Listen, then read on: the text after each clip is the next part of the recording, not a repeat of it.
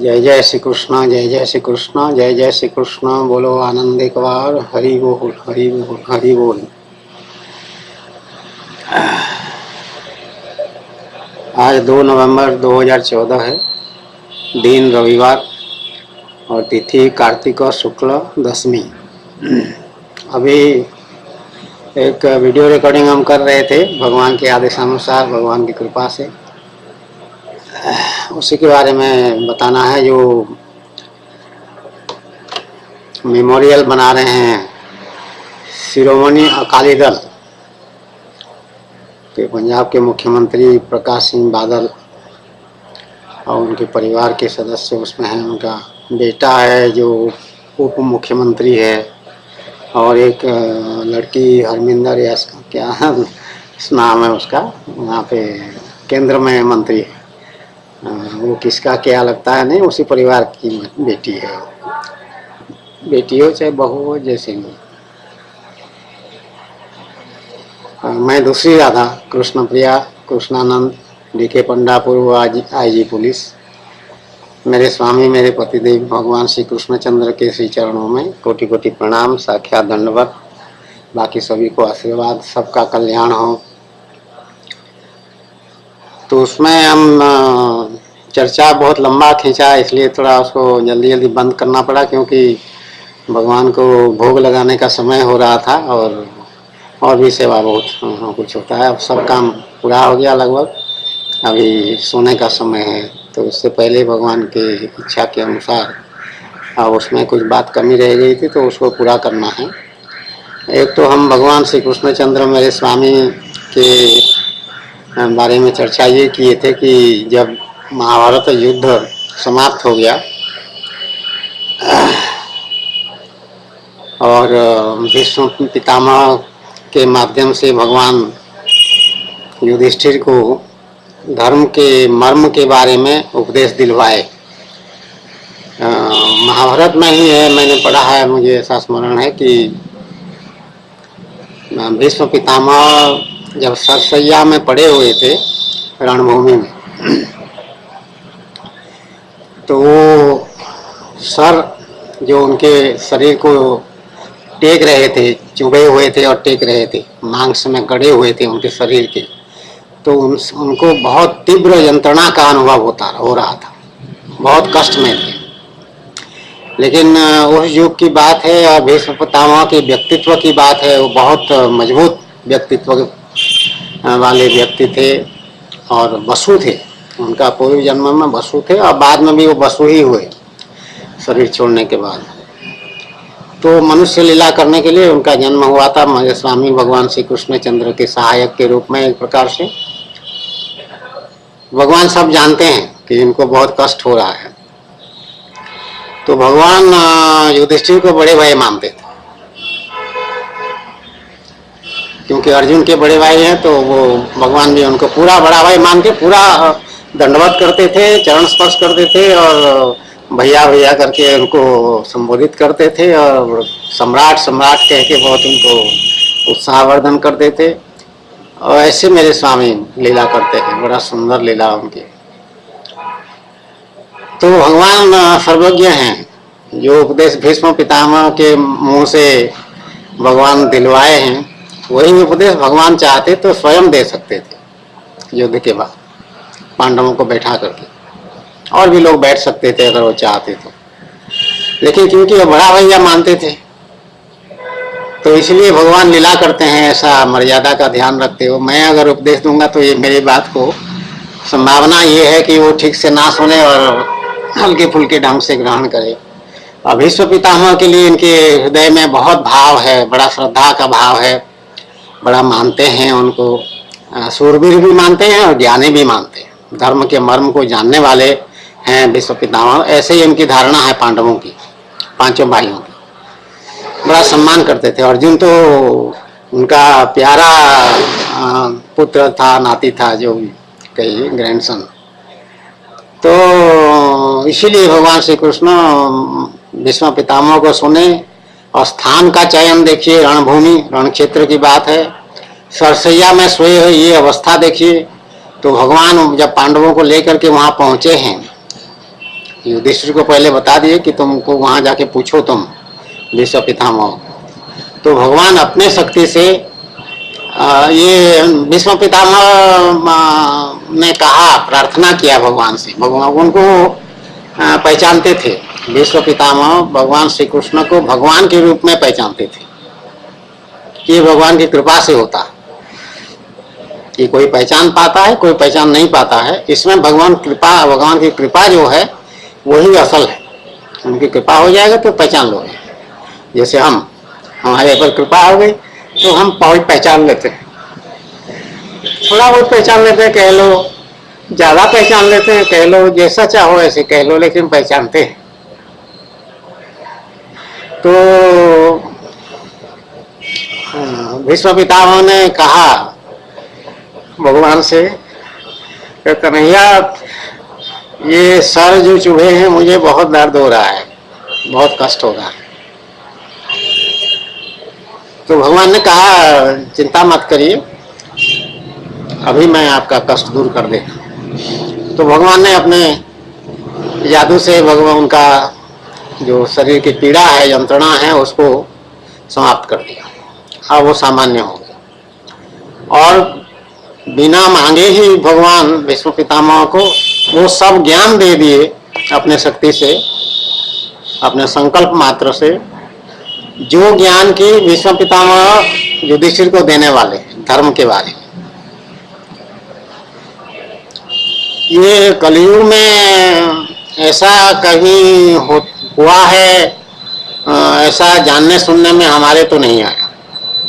लेकिन धन्य है वो द्वापर युग, धन्य है ये सब व्यक्ति विशेष जो शरीरधारी हैं, भगवान के साथ लीला कर रहे हैं, भगवान के साथ उठ रहे हैं, बैठ रहे हैं, वार्तालाप कर रहे हैं साक्षात। वो धन्य है कि रणभूमि में इतना नरसंहार जहाँ पर हुआ है और नर मुंड और खून की नदी जहाँ बहाया, नर मुंड के तो अनगिनत वहां पे लुढ़क रहे हैं और सारे अलंकार आभूषण के साथ, ऐसा वर्णन आता।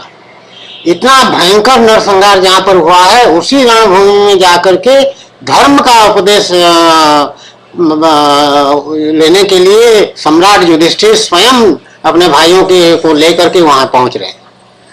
धन्य है ये युधिष्ठिर और धन्य है उनकी बुद्धि, धन्य है मेरे स्वामी भगवान श्री कृष्ण चंद्र, जो कि ऐसी सुंदर लीला को तैयार कर रहे हैं।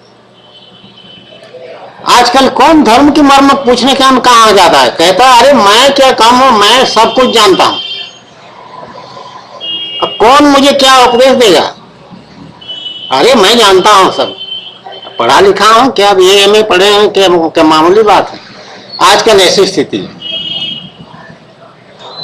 ज्ञान की बात या धर्म का उपदेश की बात, कर्तव्य की बात सुनने तक के लिए कोई तैयार नहीं।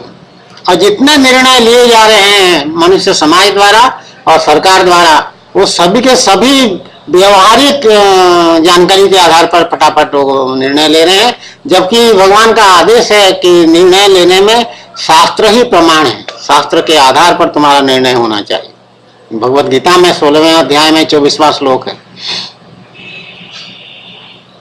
कोई नहीं पूछता शास्त्र को, माने भगवान को।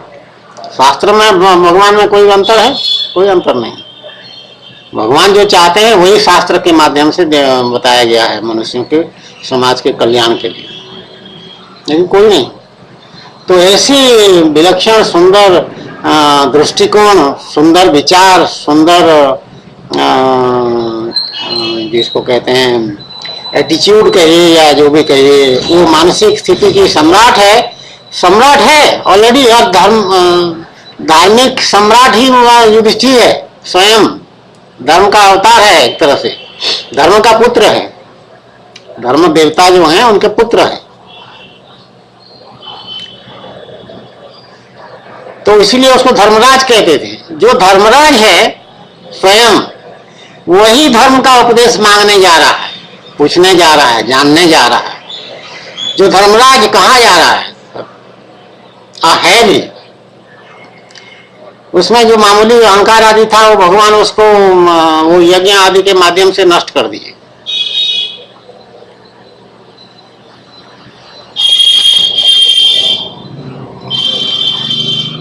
तो ये महाभारत युद्ध की बात हुई और उपदेश हो गया, चलिए ठीक है। जब युद्ध समाप्त हुआ तो भगवान जो है पांडवों को छोड़ करके फिर वो अपना द्वारका के लिए प्रस्थान के लौट गए। रास्ते में जो एक ऋषि तपस्या कर रहे थे, भगवान वहां पर रुक करके एकांत स्थान में जा करके स्वयं उस ऋषि के पास पहुंचे। तो ऋषि भगवान को देखते ही उठ खड़ा हुआ, क्रोधित होकर के कहा कि तुम्हारे कारण ही इतने नरसंहार हुआ है महाभारत युद्ध में, और तुम चाहते तो कोई ना मरता और मैं तुमको श्राप दे दूंगा, ऐसा कहा।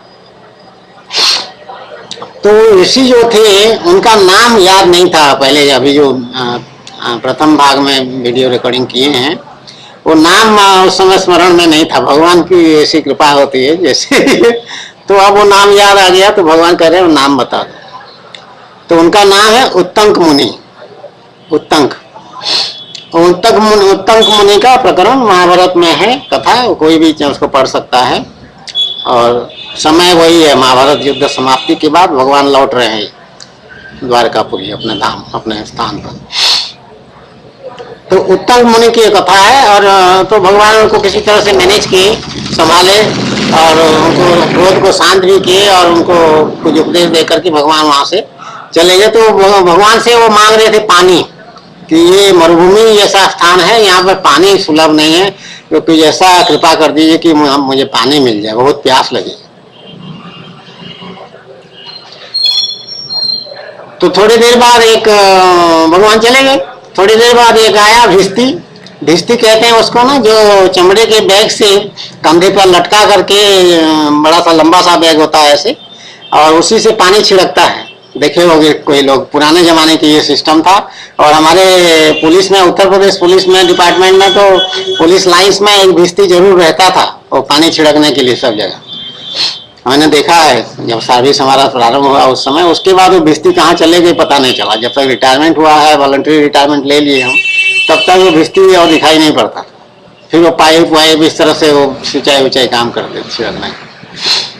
तो वो उसी तरह से भिस्ती एक बन करके वहां पर पहुंचा। तो भिस्ती जो है अधिकतर अनुसूचित जाति, मतलब चमार वमार जो भी है, ये पिछड़ी जाति के लोग होते थे भिस्ती। तो एक भिस्ती आया, तो उस समय तो अनुसूचित जाति नहीं चाहिए। अनुसूचित मतलब संविधान का एक सूची है, उसमें जिस जाति का नाम है वही अनुसूचित जाति कहा जाता है हमारे यहाँ भी इस समय।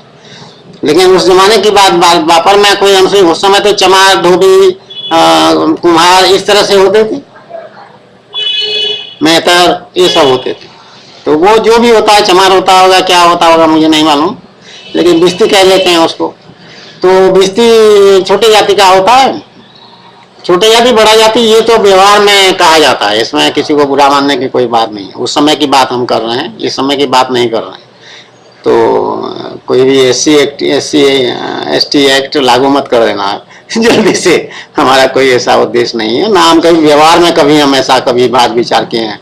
उल्टा हमारे IG के पोस्ट पर जब हम थे, जहाँ से हम रिटायरमेंट लिए भी, उस समय भी हमारे सेवा में जो है एक अनुसूचित जाति का लड़का था, क्या नाम उसका, अर्जुन था या क्या था उसका नाम, और सेवा करता था सब कुछ घर के अंदर, सब जगह जाना उसका, उठना बैठना खाना पीना सब। कभी भी हमारी वो दृष्टि रहा नहीं। भगवान हमेशा हमको सद्बुद्धि दे करके ही रखे, बड़ी कृपा भगवान की। तो वो उत्तंक मुनि के पास आया और वो बिस्ती में पानी रखा हुआ है या जो भी रखा हुआ है, और वो कहा कि प्यास लगी है तुमको तो ले पियो।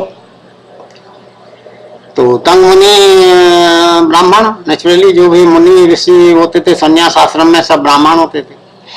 तो उन्होंने कहा कि नहीं तुम्हारे हाथ का हम नहीं पीते पानी। उसको तिरस्कार पूर्वक हटा दिया वहां से, जोर से डांट कर दी। तो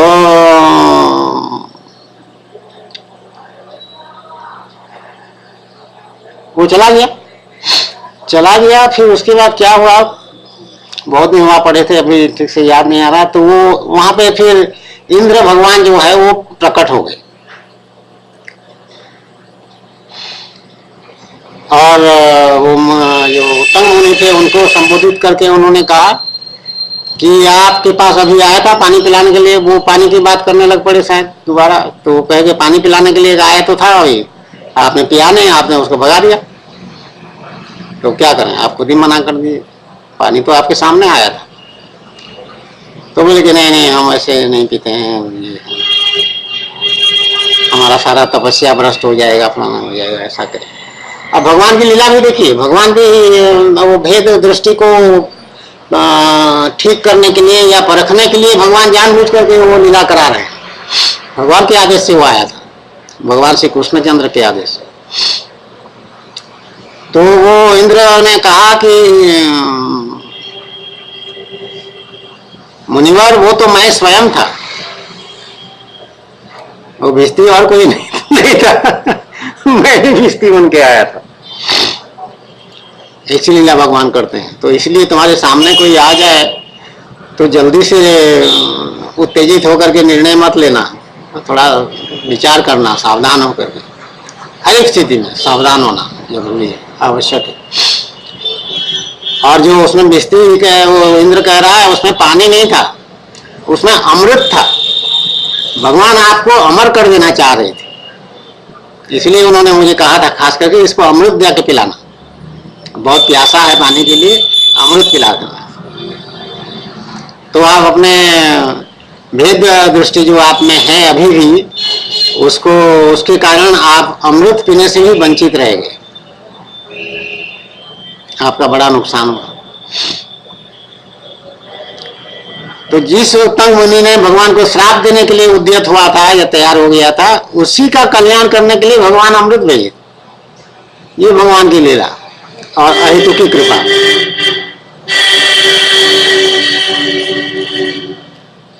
लेकिन ये भेद बुद्धि जो है ये बहुत अनिष्ट करता है मनुष्य का। और हम मतलब मुझे छोड़ दो अभी अब हम तुम लोग मेरे साथ शामिल नहीं हो सकते, मैं अलग हो गया, मैं भगवान जैसे हो गया। तो समाज में अधिकतर लोग जो है भेद बुद्धि से ग्रसित होते हैं, और इस भेद बुद्धि का मिटाना जो है ये मुख्य उद्देश्य है हमारे धार्मिक शास्त्रों का और भगवान का, कि तुम्हारा ये भेद बुद्धि नष्ट हो जाए कि मैं बड़ा हूं, मैं वो छोटा है, मैं अच्छा हूं वो बुरा है, मैं सभ्य हूं वो असभ्य है, मैं सब जानता हूं वो नहीं जानता है, मैं आदमी हूं वो औरत है, मैं मनुष्य हूं ये पशु है। इस तरह का सब तरह का भेद बुद्धि जो है ये बिल्कुल माया का खेल है, ये असत्य है, भेद बुद्धि असत्य है। एकता, पूर्ण एकता सत्य है। तुम्हारी पूर्ण एकता मनुष्य की सारे पशु पक्षी जितने भी हैं, कीट पतंग आदि सभी के साथ है, क्योंकि वही पंच महाभूत और वही आत्मा जिससे कि शरीर का निर्माण होता है और शरीर चलने फिरने लायक होता है। सब चलते फिरते हैं। जब ग्रासहॉपर को देख लो कितना फुर्ती से छलांग लगाता है छोटे से बछड़े को देखो कैसे उछल उछल करके दौड़ता है, अगर उसके जगह मिल जाए तो। हरे कृष्ण हरे कृष्ण। अब ठंड का मौसम आ गया ना, तो अभी सो जाना चाहिए। तो वो उत्तम मुनि थे, नाम उस समय स्मरण नहीं था, और स्मरण आ गया तो कोई भी उसको पढ़ सकता है, महाभारत में भी है। लेकिन सनातन धर्म को देखो और पढ़ो और समझो, विलक्षण विलक्षण बातें। वहीं पे भगवान कहेंगे कि कुत्ता जो है अस्पृश्य है, और वहीं दूसरी स्थान पर भगवान ये कहेंगे कि ये गाय हो, गावो, हस्तिनी और स्वाना, ये सब कुत्ता होता जितने भी हैं, इन सब को जो है, जो बुद्धिमान मनुष्य होता है जिसको तत्वज्ञान हो जाता है, वो साष्टांग दंडवत करता है। ऐसा हमारा शास्त्र है। मनुष्य मनुष्य को दंडवत करता है, मनुष्य भगवान को दंडवत करता है, ये तो जानते हो सब। मनुष्य के लिए आदेश है कि वो कुत्ते को भी दंडवत करे, साष्टांग। ऐसी बुद्धि तुम्हारी होनी चाहिए। मतलब दूसरों में श्रेष्ठता देखना। तो दंडवत क्यों करोगे? क्योंकि भगवान उसमें भी है, तो भगवान के हिसाब से सबको दंडवत करो, चाहे गाय हो, चाहे हाथी हो, चाहे कुत्ता हो। ये सनातन धर्म है, मजा आ जाता है उसको पढ़ो, ऐसी ऐसी बातें उसमें मिलते हैं कि धन्य हो जाते हैं कि हाँ ये सनातन धर्म, मेरा सौभाग्य है कि मैं सनातन धर्म में भगवान मुझे जन्म दिए और भगवान की प्राप्ति करा दिए। वो तो और बहुत बड़ी बात है, बहुत विलक्षण बात है, वो कल्पना के बाहर की बात है, वो असंभव को संभव होने वाली बात है। तो पढ़ो, सब जानकारी करो। जय जय श्री कृष्ण, जय जय श्री कृष्ण, जय जय श्री कृष्ण। बोलो आनंद एक बार, हरि बोल हरि बोल हरि बोल।